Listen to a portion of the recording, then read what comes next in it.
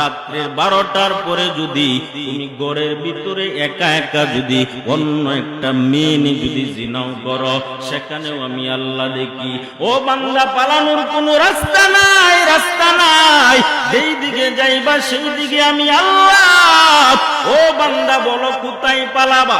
পালানোর কি রাস্তা আছে? পালানোর কোনো রাস্তা নাই। 24টা ঘন্টা, 24টা মিনিট, 24 ঘন্টা, প্রতি ঘন্টা না, সেকেন্ডেও না, আরো কাছে সব সময় আমার আল্লাহ দেখেন কিনা।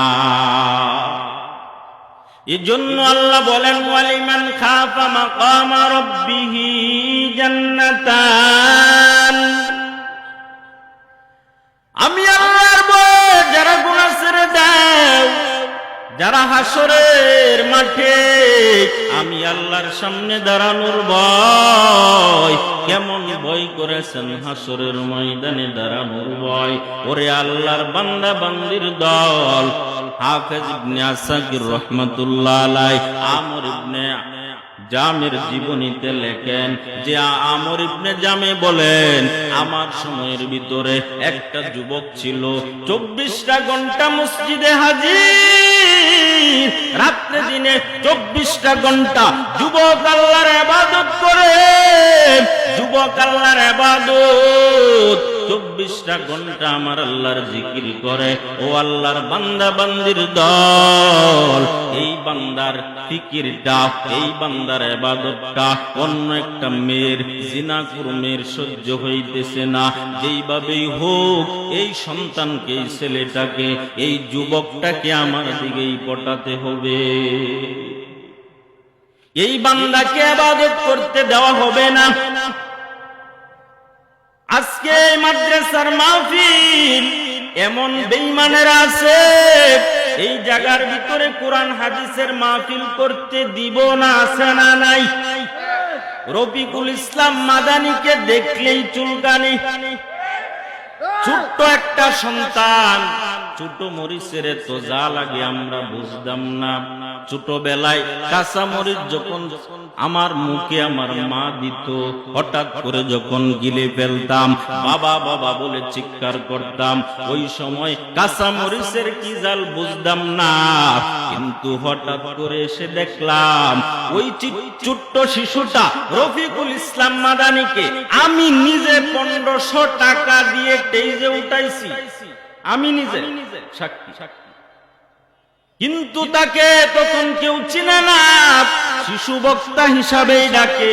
কিন্তু আল্লাহর বান্দা, ওরে নবীর উম্মতের দল, এই বান্দাটাকে আজকে এই জমিনের কিছু বেঈমান বদমাইশের দলেরা, ইসু ইসলাম বিদ্বেষী লোকেরা, যাকে কেউ চিনে না, যে মরিচের জাল কেউ বুঝে না, মানুষের সামনে প্রকাশ করে দিল।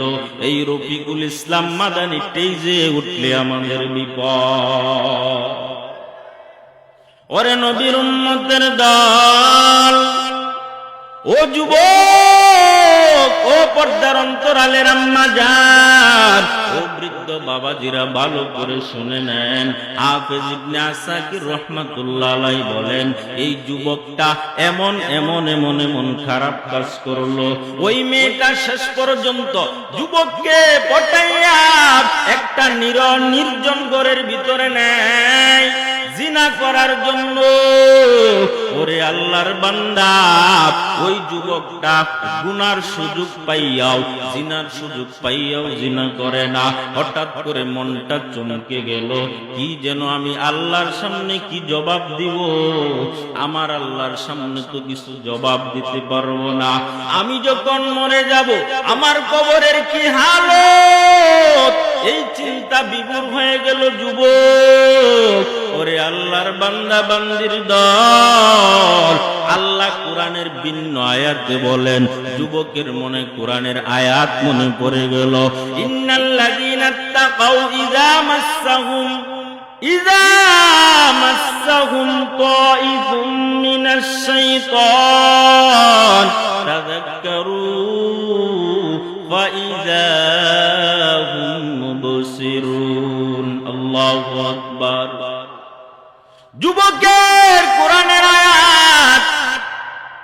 আল্লাহ বলেন যাদের ভিতরে আছে আমার আল্লাহর ভয়, যাদের ভিতরে আমি আল্লাহর ভয় থাকবে, ওদেরকে যখন শয়তান কোনো গুনার কাজ করায়, শয়তান কোন গুনার কাজ করাইতে চায়, তাযাক্কারু, সাথে সাথে ওই আল্লাহর বান্দা আমি আল্লাহকে স্মরণ করে দেয়, ফাইযা হুম মুবসিরুন, এবং তার অন্তর চক্ষুটা খুলে দেয়। জোরে বলেন সুবহানাল্লাহ। ওরে নবীর উম্মতের দল, এজন্য আমার আল্লাহ বলেন ওয়ালিমান খাফা মাকামা রাব্বিহি জান্নাতান, গুনার সুযোগ পাইয়াও যুবকটা কিন্তু গুনাহ করে নাই। হঠাৎ করে যুবকটা দুনিয়া থেকে বিদায় হয়ে গেল। আল্লামা হাফেজ ইবনে জামে রাহমাতুল্লাহ আলাইহি লেখেন, যুবকটা যখন মারা যায় তার পরিবারের লোকেরা